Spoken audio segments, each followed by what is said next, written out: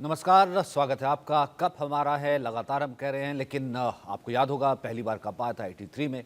कपिल देव की कप्तानी में जीत हासिल की थी, इतिहास रचा था। दुनिया जो है हमें सबसे शक्तिशाली टीम कहने लगी थी।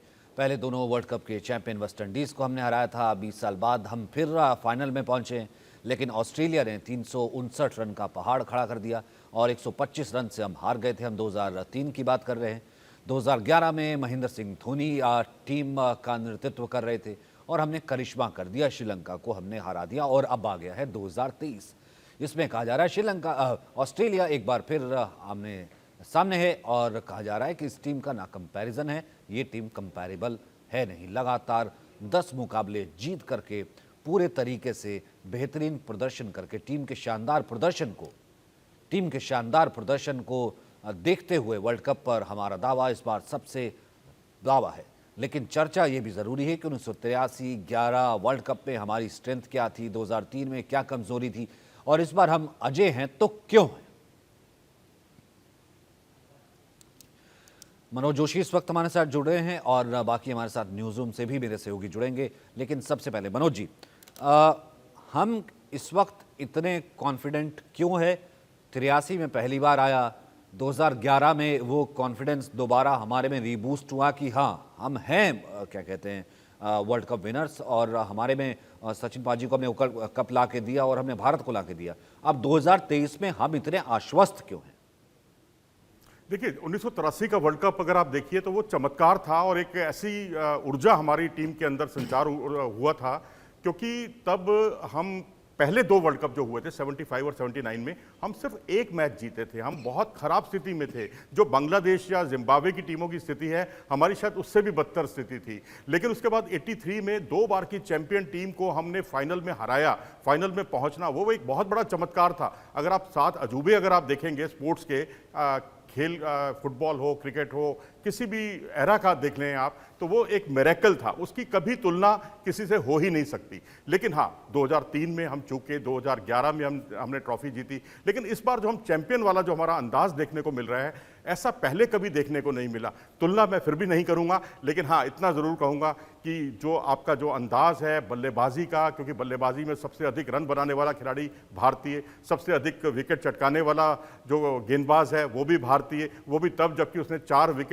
4 मैच कम खेले हैं। और उसके अलावा स्ट्राइक रेट देख लें आप या जो भी पहलू अगर आप देखेंगे तो भारत सबसे आगे दिखाई दे रहा है। लास्ट मैच में 7 विकेट हॉल, मतलब आप किस तरीके से, अब देखिए कितना डराने वाला वो फाइनल में आ रहा है अब आपको सामना करने के लिए। जी हाँ, बिल्कुल। ये मेरे हाथ में गेंद है क्रिकेट की और आप देख सकते जरा हैं। अब वो करके अभी आप शमी का ही जो है हमारे दर्शकों को जरा इस पर भी बताइए। अभी आप डिजिटली भी तमाम सोशल मीडिया पे भी बता करके आए हैं। हम शमी से ही शुरू करते हैं, अब बीच में बाकी और स्टैट्स भी लेते रहेंगे।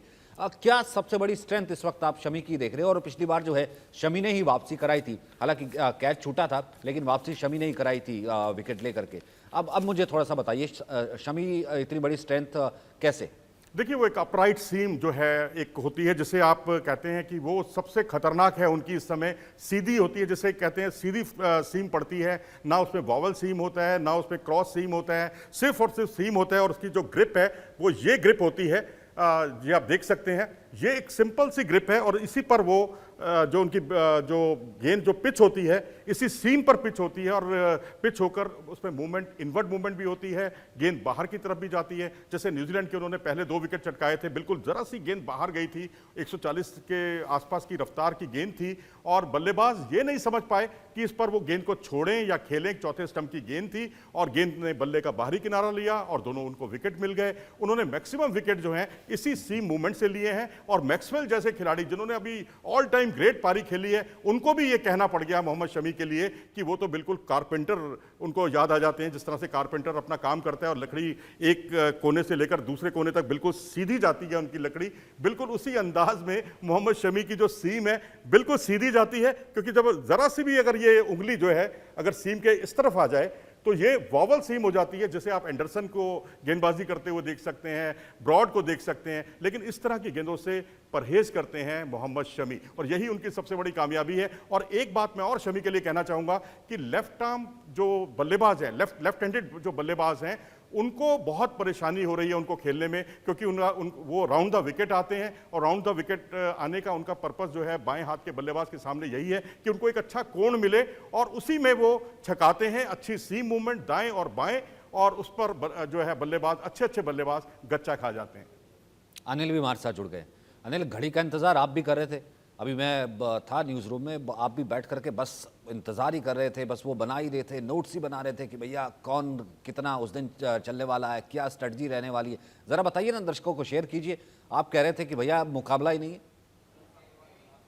बिल्कुल सचिन, देखिए मुझे इंतज़ार नहीं है, आप सबको, पूरे देश को इंतज़ार है कि 12 साल बाद, 12 साल पहले जो कारनामा किया था, 28 साल बाद 2011 में हम विश्व कप जीते थे, लेकिन इस बार जो है वो 12 साल बाद फिर ये मौका आया, हम फाइनल में हैं और अहमदाबाद में 19 तारीख को ये मैच होने वाला है। सबकी धड़कनें तेज़ हैं और लेकिन कॉन्फिडेंस इस वक्त जो है वो हाई है। उसके पीछे वजह ये है सचिन, आपने डे 1 से देखा होगा, पहला मैच और दूसरा मैच, ऐसे 10 मैच ऐसे जीते हैं टीम इंडिया ने, उसके सामने कोई नहीं टिक पाया। हमने बहुत सारी बातें की, मनोज जोशी जी, मैंने बहुत बार बोला कि ये गेंदबाज विराट कोहली को बीट कर सकता है, रोहित शर्मा को कर सकता है, लेकिन किसी की नहीं चली पूरे विश्व कप में टीम इंडिया के सामने।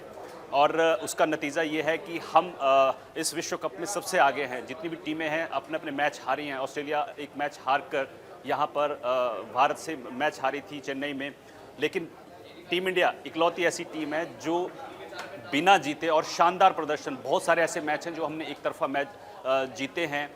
तो अहमदाबाद में जो 19 तारीख को मुकाबला है, दर्शक यही मान रहे हैं कि इस बार जीत पक्की है 100%।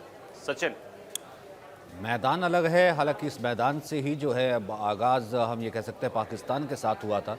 खैर वो मुकाबला जो है बेहतरीन मुकाबला था और कहीं पाकिस्तान टिका ही नहीं और किस तरीके से वो गया, और वहाँ से पता लगा था कैसे टीम इंडिया जो है, और कहीं पाकिस्तान नहीं ठहरता और बाकी टीमें भी नहीं ठहरती।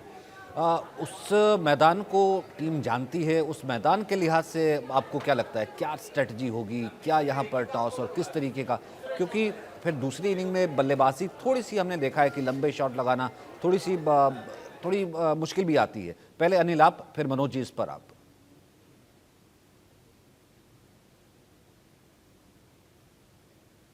अनिल बोल रहे हैं, उनकी आवाज़ उठाइए। मेरी आवाज़ मिल रही है आपको? वो पीसीआर से ऑन नहीं था, अब बोलिए अब आप। जी, मैं कह रहा हूँ सचिन की, देखिए 2 मुकाबले मैं आपको याद दिलाना चाहूँगा। इंग्लैंड और न्यूजीलैंड का पहला मुकाबला इसी ग्राउंड पर हुआ था और न्यूजीलैंड ने दूसरी पारी सेकंड इनिंग में खेला था और 2 खिलाड़ी ऐसे थे, कॉनवॉय और रचिन रविंद्र, जिन्होंने शतक जड़े थे। तो उसके बाद भारत और पाकिस्तान का मैच था। भारत ने भी टॉस जीतकर पहले गेंदबाजी का फैसला किया था और मुझे याद है कि सचिन जोशी जी, मैंने भी ये कहा था कि ये गलत फैसला है, लेकिन वो फैसला सही साबित हुआ और हम मैच जीते। न्यूजीलैंड भी सेकेंड इनिंग में आकर आसानी से उस मैच को जीत लेता है। तो मुझे लगता है कि अगर भारत टॉस जीतता है और गेंदबाजी का फैसला करता है तो इस पूरे मैच में हमने देखा होगा कि ना पिच काम की है, ना टॉस काम किया है। जिस टीम ने सबसे बढ़िया खेल दिखाया है, जिस खिलाड़ी ने सबसे बढ़िया खेल दिखाया है, वो जीत कर सामने आया। जी मनोज जी, इसी पर देखिए, यहाँ वाकई ठीक कहा अनिल ने कि टॉस जो है उतनी मायने नहीं रखेगी जितनी कि अन्य मैदानों पर, खासकर मुंबई में या कोलकाता में पहले टॉस जीती है, मैच जीती है, कुछ वैसा फलसफा है। लेकिन यहाँ अहमदाबाद में ऐसा नहीं है, बहुत बड़ा स्कोर भी नहीं बनता। 300 का स्कोर अभी तक नहीं बना 4 मैचों में, और यहाँ सेफर साइड अगर आप 20-25 रन और बना लेते हैं और 325 रन बना लेते हैं पहले बल्लेबाजी करते हुए, तो मेरे ख्याल से हमारा इतना मुकम्मल अटैक है कि हम उसके बाद जो है मुझे नहीं लगता कि किसी भी लिहाज से ऑस्ट्रेलिया जीत पाएगा, क्योंकि बहुत सेफ स्कोर है 325।